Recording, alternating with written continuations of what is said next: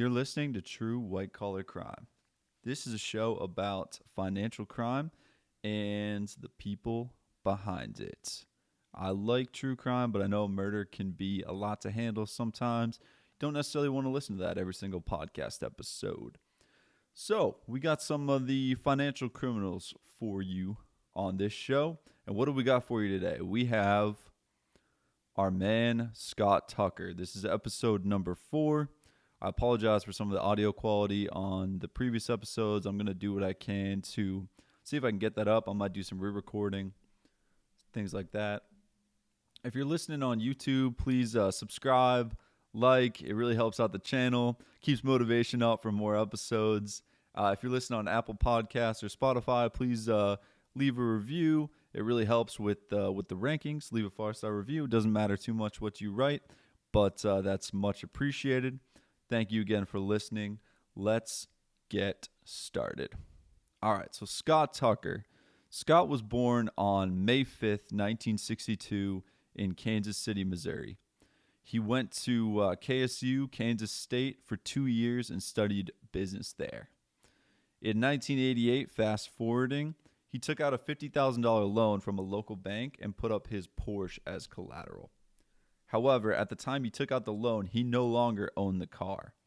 He had sold it months earlier and lied about still having it so he could get the loan. He also was a part of a fake loan program to take money from businesses. Scott also posed as the president of an alleged high-powered bank called Chase Morgan, Stearns and Lloyd. Basically, he just took names from other existing banks and crammed them together. The whole company turned out to be a scam. The company pretended to have loans to offer, but in reality, they just took fees for loan origination and never provided the loans. Sneaky, sneaky. The scam netted the company over $100,000. Scott put ads in the New York Times and alleged ties between his banks and the other big banks that had similar names to his firm in order to sell the whole scheme. In 1991, Scott was convicted of 3 felonies. These included mail fraud and making false statements to a bank. There was also another charge related to that whole fake loan scam at Chase Morgan, Stearns, and Lloyd.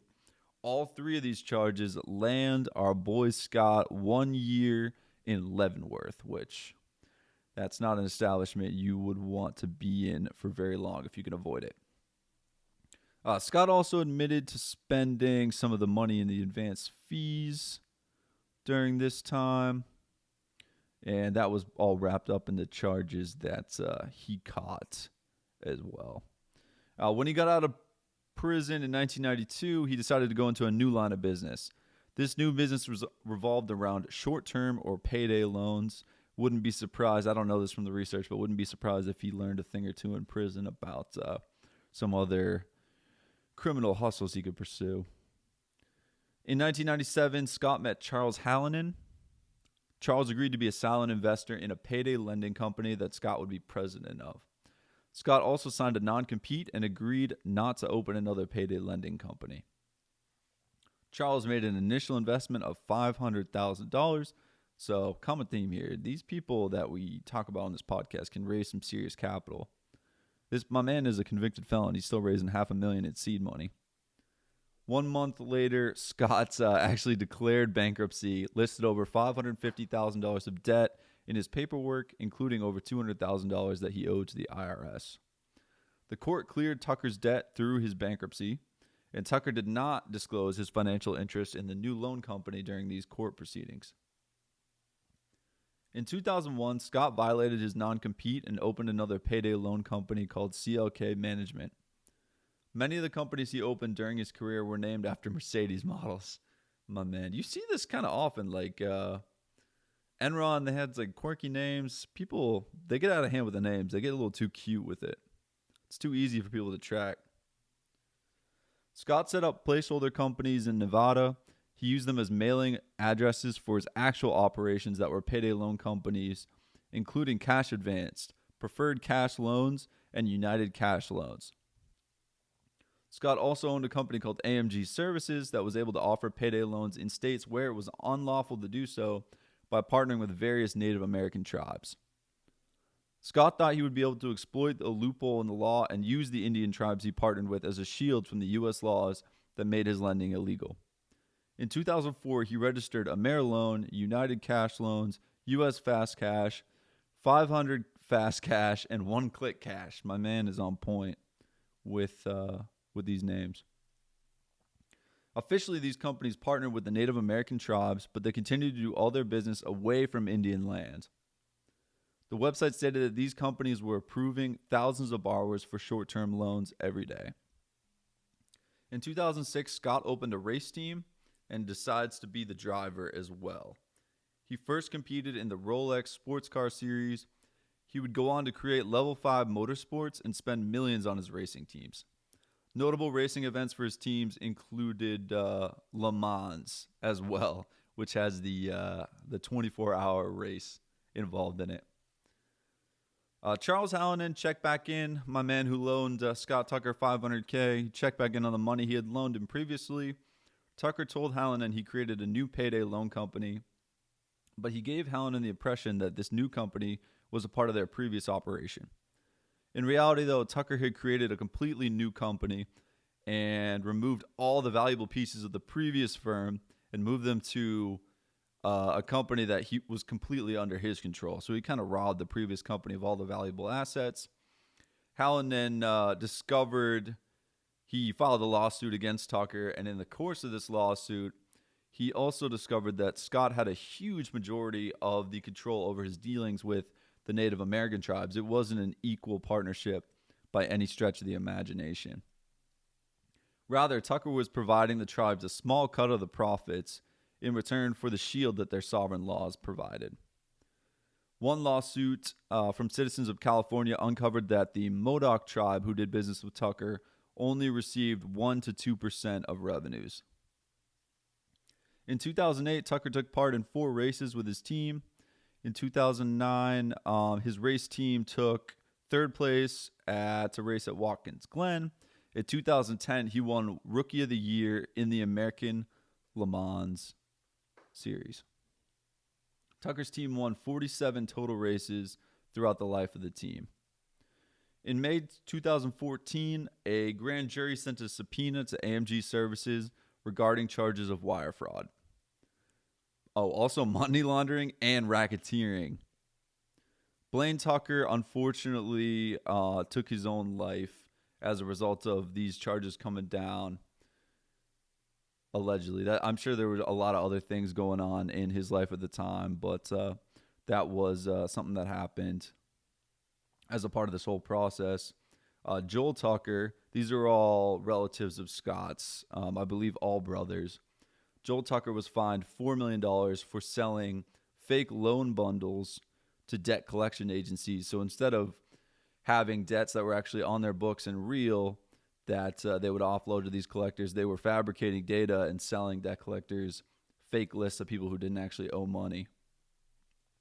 In early 2015, AMG Services and MME Services paid a $21 million fine to avoid almost $300 million in additional fines that could have been brought against them. Scott was arrested in early 2016.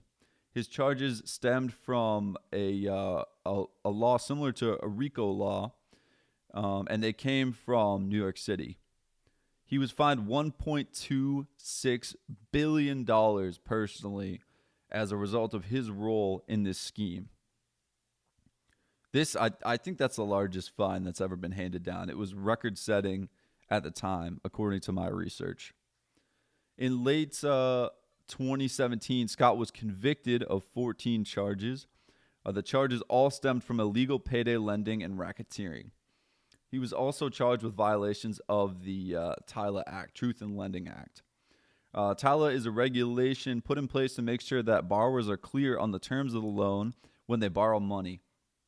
TILA requires the lender to be upfront about any finance charges, what kind of interest they're charging, the percent rates, all that, and the total amount of money that people will owe at the end of the life of the loan. Scott's TILA violations included putting on the loan material that the borrower would owe about $150 of interest for every $500 they borrowed, which is a crazy amount of interest off the bat. But in reality, his companies would withdraw the total amount of interest due for the loan each payday, and they would leave the principal untouched. So they would continue to take this amount for, maybe 4 or 5 pay periods, and unless the borrower paid additional money over and above what they were taking out as kind of that minimum payment, the principal would be intact. It wouldn't be paid down at all.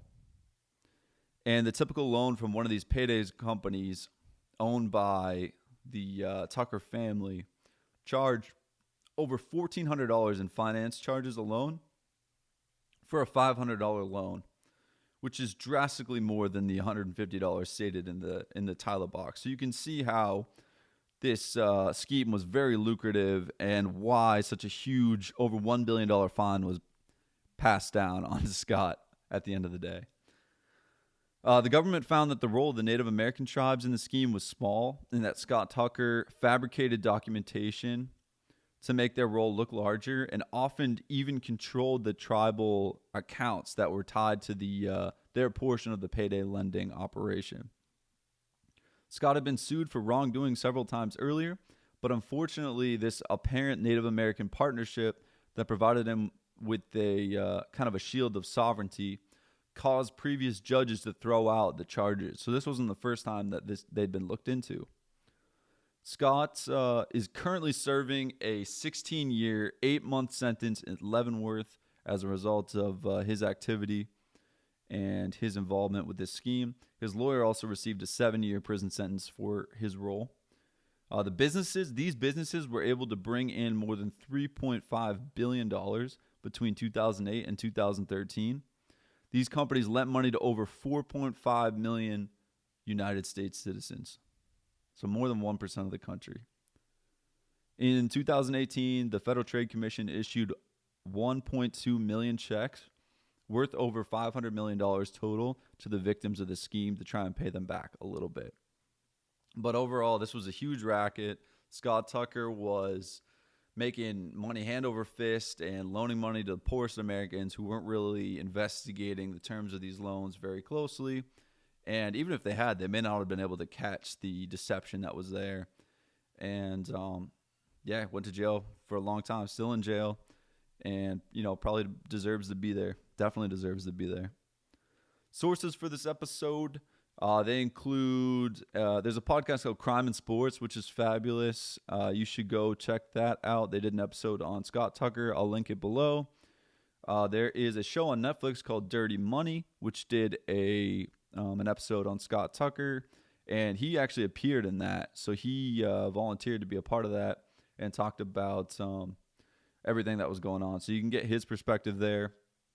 There's a Wikipedia article on Scott Tucker, which gives a great overview of what went on. And there's also a justice.gov article, which talks about kind of the trial, the legal proceedings, and repossessing the cars, things like that. And that's the show we have today. Thank you all for listening. Please like and subscribe on YouTube. Keep you updated. Don't forget about the show and what we have going on here. If you're listening on Spotify, Apple Podcasts, please leave a 5-star review. It really helps to kind of spread the word about the podcast. Doesn't matter too much what you say in the review. But I thank you all for listening. This is True White Collar Crime. I'm Sean McKenna. You can find me on social media at Sean McKenna X. Thank you again, and we'll see you next week. Bye.